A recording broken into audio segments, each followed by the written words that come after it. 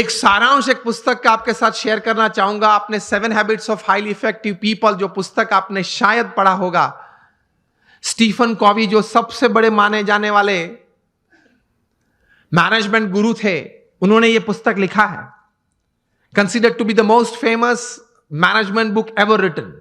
New York Times के best seller में 60 हफ्ते तक ये टॉप पे थी और आज शायद 90% बी स्कूल्स में जहां MBA की डिग्रीज मिलती हैं यूरोप अमेरिका के साथ सब स्कूल्स में ये पुस्तक पढ़ाई जाती है।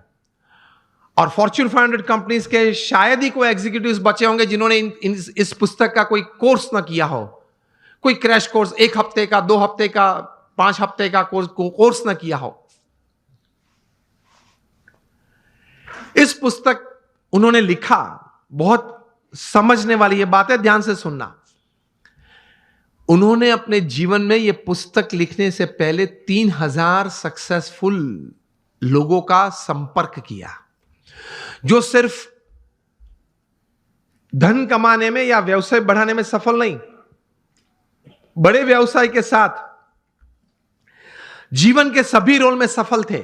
हस्बैंड या वाइफ, ब्रदर या सिस्टर, नेबर या रिलेटिव, फ्रेंड, डॉटर या सन, सभी जो रोल हमें जीवन में सभी को करना है, वो सभी रोल में ये लोग सफलता उन्होंने पाई थी। ऐसे 3000 से ज्यादा लोग को वे मिले और मिलने के बाद शांति से 3 साल तक विचार किए और फिर ये पुस्तक लिखिए, the 7 habits of highly effective people. मतलब अति असरकारक व्यक्तित्व धराने वाले व्यक्तियों के जीवन में ये 7 आदतें मैंने कॉमन देखी। मैं सभी का वर्णन नहीं करना चाहूंगा, लेकिन सिर्फ आपको नाम देता हूं। प्रथम आदत थी प्रोएक्टिव, जो सफलता के लिए बहुत जरूरी है। हम लोग एक्टिव तो हैं, प्रोएक्टिविटी मतलब प्रतिकूल परिस्थिति में सानुकूल प्रतिभाव। प्रतिकूल परिस्थिति में सानुकूल प्रतिभाव। आपके घर में आपके मन के मुताबिक बात नहीं बनी, फिर भी आप सबको साथ देना चाहते हो। आप जो ट्रस्ट में हो, जो संस्था में हो, जिसमें आपका प्रोजेक्ट, आपका विचार अच्छे थे, लेकिन सर्वानुमत से वो स्वीकार नहीं किया गया और किसी और का विचार स्वीकार किया गया, फिर भी आप इतने उत्साह से उस प्रोजेक्ट में अपने आप को वो सेवा में जोड़ सकते हो। ये बोलते हैं प्रतिकूल परिस्थिति में सानुकूल प्रतिभाव। आपका किसी ने अपमान किया, फिर उस वक्त आप स्थिर रह सकते हो। यह सफलता के लिए बहुत जरूरी है।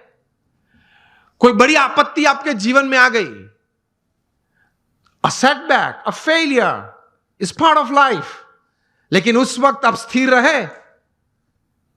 आपने जो विचार या उस वक्त जो एक्शंस बताए वो नीति नियम के अनुसार थे या गैर रीति में आप चले गए। प्रतिकूल परिस्थिति में सानुकूल प्रतिभाव। किसी ने चांटा मारा, फिर भी आप हंस सकते हैं। To keep yourself stable is the first important aspect. प्रतिकूल परिस्थिति में सानुकूल प्रतिभाव। दूसरी बात लिखते हैं, begin with the end in mind. जो भी आप करना चाहते हैं तो उसका अंतिम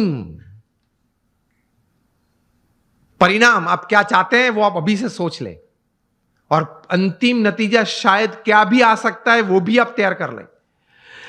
तीसरी बात लिखिए, putting first things first, priority. चौथी बात लिखिए, थिंक विन विन। आप भी जीते, मैं भी जीतूं।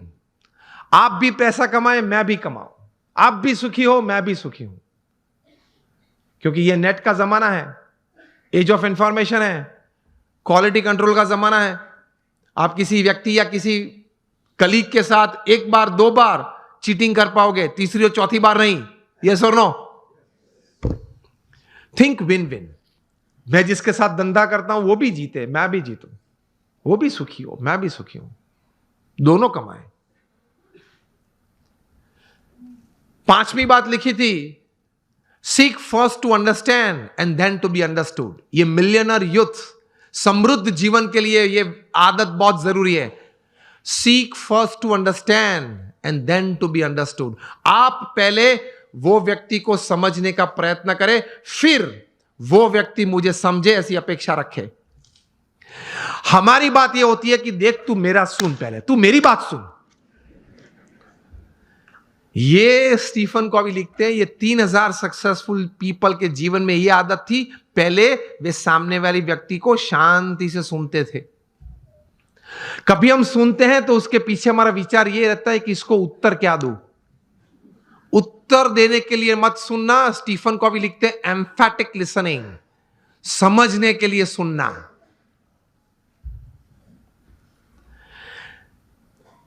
पांच आदतें हुई। 6 लिखते हैं सिनर्जी।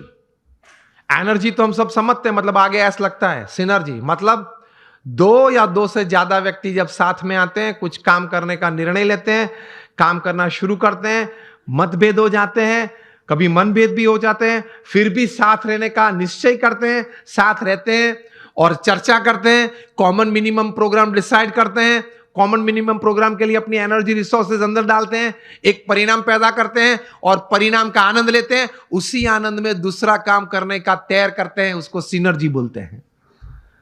ये सिनर्जी के साथ काम करना वो आपको समृद्ध बनाएगा। लेकिन हमारी विचारधारा और आदत ऐसी है। और 7th हैबिट लिखते हैं शार्पन योर सॉ। मतलब आपको अगर if you want to cut a tree by a saw तो you have to sharpen it. तो your saw, your physical saw, you have to keep exercises, mental saw, you have to keep good reading and thinking good. Your emotional saw, that is you have to have the right type of feelings, and your spiritual saw. इसमें Stephen Covey लिखते हैं कि connect with your creator through prayers every day. आप अपने सर्जनहार के साथ संबंध नित्य रखना प्रार्थना के रूप से। ये 3000 सफल व्यक्ति के जीवन में उन्होंने भगवान के प्रति श्रद्धा दृढ़ देखी। ये सफलता का बहुत बड़ा कारण है, क्योंकि जीवन में ऐसे प्रसंग बनेंगे जब आपके मोबाइल में 500 नंबर होंगे, किसको फोन करूं वो प्रश्न आ जाएगा। और ऐसे प्रसंग बनेंगे सिवियर फेलियर के। जो लाइट हम देखते हैं, इलेक्ट्रिसिटी देखते हैं, थॉमस अल्वा एडिसन ने दी। एक बार सुबह में बड़ी आग लग गई और पूरी एडिसन फैक्ट्रीज जल गई। एडिसन को किसी ने बताया, वे चले सुबह में, देखा कि it was a heap of Ashes. छोटे बच्चे को साथ में लेके गए थे और बच्चे को बताया कि go and call your mother. क्यों? She might not have seen such a big heap of ash in her life. कितने स्थिर थे। और एडिसन की पत्नी जब आई तब वो पत्नी तो एकदम जमीन पे गिर पड़ी कि हमारी फैक्ट्री की पूरी जल गई है फैक्ट्री। एडिसन ने अपनी पत्नी का हाथ पकड़ा और उसको स्टेबल किया। और एडिसन बोले ऊपर देख के, thank God all my mistakes have burned up, I am coming back at 10, I will start again. और ये इलेक्ट्रिसिटी और ये लाइट हमको दी। उन्होंने बोला कि भगवान आपका आभार, मेरी सब गलतियां जल गई। वो गलतियां नहीं थी, जब तक वे अस्तित्व में थी तब तक वे रिकॉर्ड्स थे, डेटा था। You got my point? जब तक वो पेपर्स थे, जब तक फैक्ट्री जल नहीं गई थी, लेबोरेटरी थी, तब तक वो सब क्या था? रिकॉर्ड्स और डेटा था। एक बार जल गई, यहां अभिगम बदल दिया। गलतियां थी, जल गई, I will start afresh. He did it and he give this. ये कहां से इतना बल आता है इस परिस्थिति में? महापुरुषों के जीवन में से ये बात सफलता के लिए सीखनी है। जब सेटबैक आए जीवन में, कोई फेलियर आए, कोई ऐसी परिस्थिति खड़ी हो जाए, तब ये इंट्रोस्पेक्शन करना कि मैंने अपनी बुद्धि के अनुसार पूरा पुरुषार्थ किया था, हां, तो अब भगवान की इच्छा, जो परिणाम आए वो मुझे स्वीकार है, लेकिन अब जो परिस्थिति है उससे बाहर निकलना है और जो तैर किया वो करना तो है ही। स्टीव जॉब्स को भी एप्पल में से निकाला गया था, पिक्सर चालू किया था, वापस एप्पल में लिया और वापस वहां से बोर्ड में आए, वहां से सीईओ बने और क्या कुछ नहीं दिया। आईफोन दिया, आईपैड दिया, आईपॉड दिया, आई क्लाउड दिया। It is a $1400 billion revenue company which is more than the GDP of 90% of the Nations upon this earth. और हर सेकंड में 11 आईफोन बिकते हैं, और जितने पृथ्वी पे आईफोन बिके हैं वो सब आप एक जगह पे इकट्ठा कर दो तो it will be higher than the Eiffel Tower in Paris.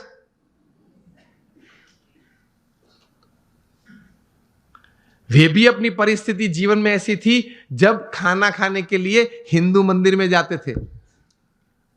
Steve jobs, यही नाम का जीवन चरित्र उनके बचपन के मित्र एरिक्सन और निक बिल्टन ने लिखा है, उसमें यह बात लिखी है। तो ऐसी परिस्थिति आ जाए जब स्थिर रहना, स्वीकार लेना, भगवान में श्रद्धा रखना, थोड़ा आत्मविश्वास रखना, थोड़ा समय जाने देना, पुरुषार्थ करते रहना, बाहर निकल आते हैं। लोग बाहर निकल आते हैं। ऐसे you become a millionaire youth. आप एक समृद्ध व्यक्ति बन सकते हैं।